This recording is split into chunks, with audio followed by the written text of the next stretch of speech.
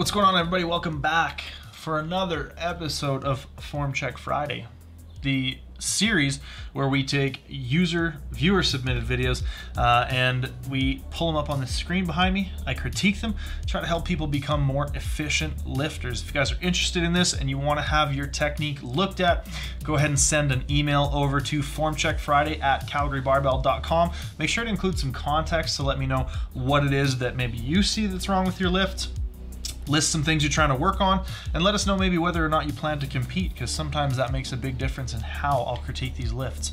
As well, if you like this type of video and you're interested in being a part of more of these form checks, you want to get to know Dylan and I a little bit better, go ahead and stop by twitch.tv/CalgaryBarbell and check out our Twitch live streams. We're streaming once or twice a week now, and the schedule is usually posted about a week ahead of time, so you can scroll down a little bit and see when we're going to be live streaming. So that being said, we're going to dive right in today. So let's get to our first one here. It is a bench video from Tyler V. So Tyler's a 66 kilo lifter. He says he's been bulking for some time, got up to 155, been at it for about 6 years. Deadlift has grown. Currently on prep for a meet in September using our program. Loves it so far. 3 weeks in, he tweaked some things that weren't in the program.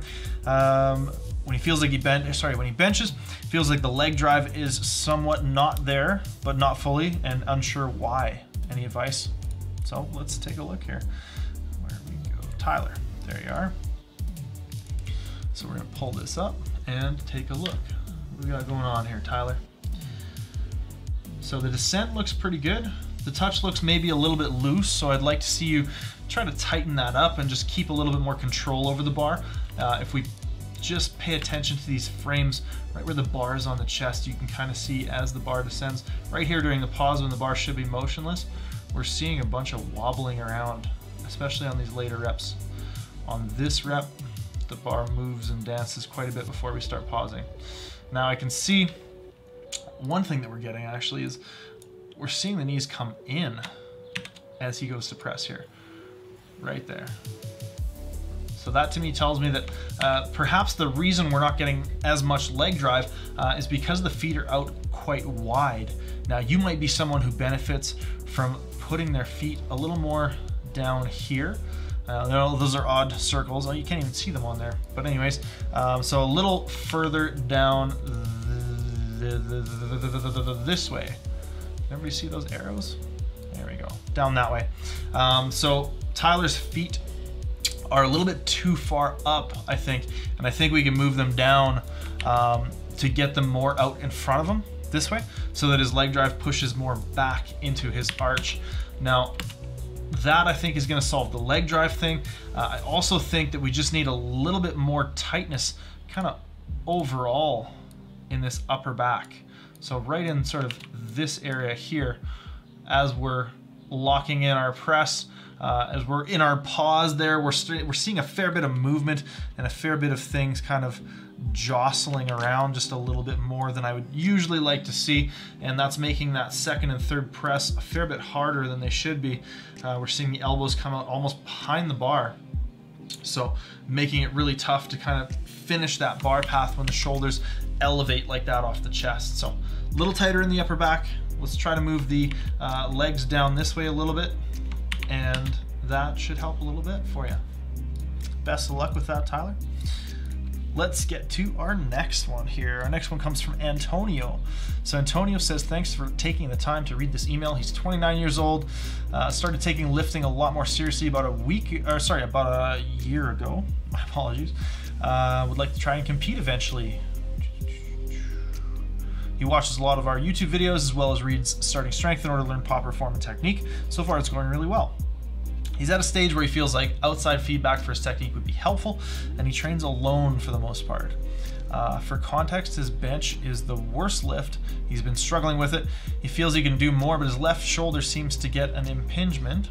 When moving the bar down, sometimes he feels a sharp pain in it, which makes him lose tightness. All right, so let's see if we can get this to pop up behind me. There it is. All right, now, Antonio, let's see what we're working with, my man. So setup looks pretty decent. Look like we could maybe get a little tighter in that upper back. I would think about lowering this rack height. So that's a big thing there, is just how much we are currently elevated in the shoulders. Right in there. So watch this as we unrack the bar. Shoulders roll forward even a little bit here, and then tuck all the way down. So number one, I'd like to see you set up just a tiny bit higher up the bench. Right now we're eye level here, and I'd like for maybe nose or mouth level to be lined up with the bar. That way, when you unrack, we're not having to bring the bar out quite so far. Hopefully we'd have to bring the bar out about there.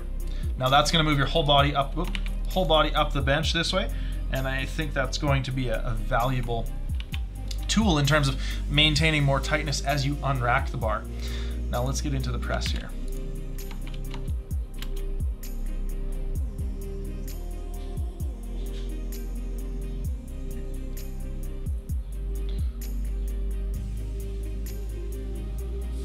So it's tough to say. I mean, I don't know necessarily what may or may not be causing your pain. That's tough to assess from just watching a video. But one of the big things that we really want to do is we want to try to maintain more control down into the bar, or more control throughout the lift. So when we get to about here in the range of motion, this whole range from here to here, we're just dropping right there. And you see how much that sort of hits, sinks. We loosen a lot of tightness. If we look up into the shoulders here, we're seeing the shoulder loosen quite a bit as we sort of drop into that bottom position. Now that to me is indicating that we are losing a lot of tightness, and that may be a symptom of, or it may be caused by, that shoulder pain. My biggest advice when it comes to dealing with pain as a powerlifter is, number one, let's reduce the intensity a little bit and see if we can find a range wherein we can lift pain-free, and then slowly try to increase the weight on the bar so that we can get back up into working weights and challenging ourselves while avoiding that pain. Now, obviously pain is very multifaceted, and I'm not a physiotherapist, so that's going to be the extent of my recommendations. If that doesn't work, go see a physiotherapist. Go see a qualified professional to help you deal with that. Now let's get back to the bench press here. So the big thing is we're dropping, we're loosening, we're losing a lot of tightness onto the chest. And we're also pressing very much up and back, as opposed to back and up. So that's kind of the diagram. If anybody has read the Greg Nuckols article, he's got a really great article on bar path, and that's going to be the bar path of a more novice lifter, and a more advanced and efficient bench presser is going to press more back and then up. So you can see the difference in those two bar paths, and I think you are more the latter, more the novice, where we're seeing the bar come up and then back towards the top. So that would be the other thing I would recommend, is pressing it back a little earlier off the chest, but that's also going to mean you're gonna have to work harder to stay tighter on the chest. Hopefully that helps. All right, let's keep on boogieing here. Our next one comes from Frank, and Frank is from Hong Kong. He says he's interested in competing in the future. The first set went a little bit squat morning. I also fell forward on the midway down, overextending the spine. Second set, I went for a higher bar position. Feels like hips shoot back less. How could I address these problems? Well, let us take a look here, Frank. Let's see what we can decipher for you. All right, Frank. So here we are set up. Looks to me first off like we're a little bit, I'll try to figure out what everybody can see there. It looks to me like we're a little bit elevated in the shoulders, whereas what I would like to see is for those shoulders to be pulled down a little bit more. So that's causing a little bit of tip forward and sort of, what's the word I'm looking for? Frontal sort of displacement. So we're seeing the shoulders tipped forward at the top, which generally doesn't bode well for the upper back in terms of tightness throughout the squat. Now that in and of itself could produce a squat morning pattern. Let's continue to watch and see what comes up here.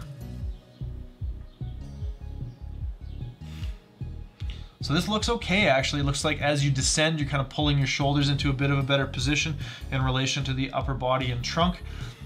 One thing I think we are doing for certain is we are sort of overextending too much as you descend and trying to reach up too much with the chest, as opposed to just keeping this braced tight like this and allowing yourself to lean a little bit. Allow yourself to lean. See how we get the shift into the bottom? So right here, if we slow things down, we can see the torso angle start to shift forward. We're starting to shift forward here as we go through. Whereas if we had sort of set that torso angle at the top and allowed you to be a little bit more tilted, we would have been able to keep the trunk a lot more braced and in a similar position, although maybe a little bit leaned forward. It would have been unmoving and not ending up changing and shifting positions throughout, which definitely contributes to that sort of squat morning feeling and a loss of tightness in the bottom. Let's take a look at this next set, a little more high bar, he said. So the high bar definitely does, I mean, tend to agree with your wanting to stay really upright a little bit better. So, I mean, that more high bar placement agrees with your squat mechanics more. So it's hard to say, okay, this one's definitely going to be better for you because it just kind of doesn't work like that. But I would say continue to train both. For your low bar squats, I'd prefer to see you change your mechanics a little bit to allow yourself to lean as you initiate the movement.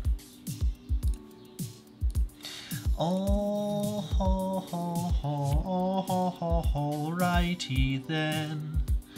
Christian Hiller. Here's my recent Sumo Deadlift PR of 240 kilos, 529 pounds, hoping for an analysis. All right, Christian, let's see it. Let us analyze it.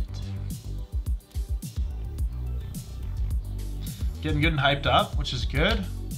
Super loose start, not pulling the slack out. Debatably locked out.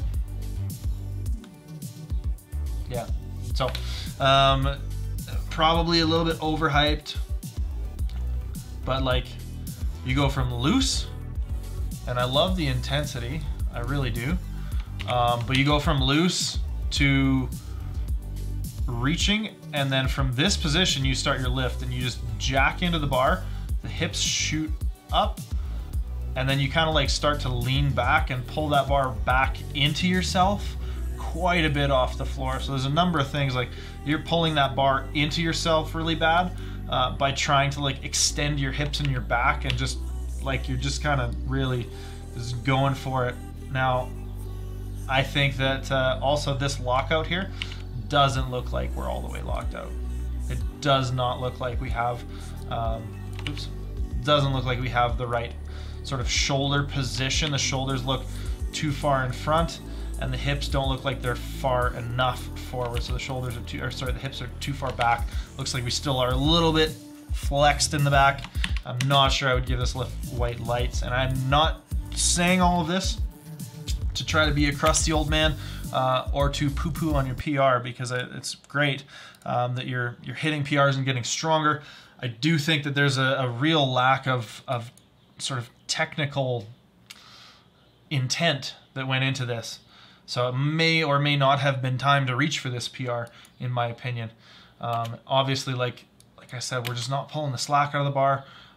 We're not really conscious of the timing of pushing the floor away versus pulling back at the top. So there's a number of things going on here. And the last of which I would say is we need a cleaner lockout. So, like I said, I don't mean to discredit your PR, but I personally believe in you as a lifter, and I think that you can do better. All right. Lastly, Oscar Erickson. His name is Oscar, and he's 20 years old. This is a video of his latest gym PR, and his goal is to be a competitive powerlifter. So let's take a look. I've already downloaded this. Oscar. Let us see. let's see what we got going on here. So out of the rack, first thing we're gonna look at is the unrack and the walkout, right? So here, looks like we're doing a pretty good job. We're pretty well stacked under the bar. We stand it up. Maybe a little excessive on the walkout. Probably could have gone 1 or 2 more steps shallower and been a little closer to the rack, but that's okay. Really good, man.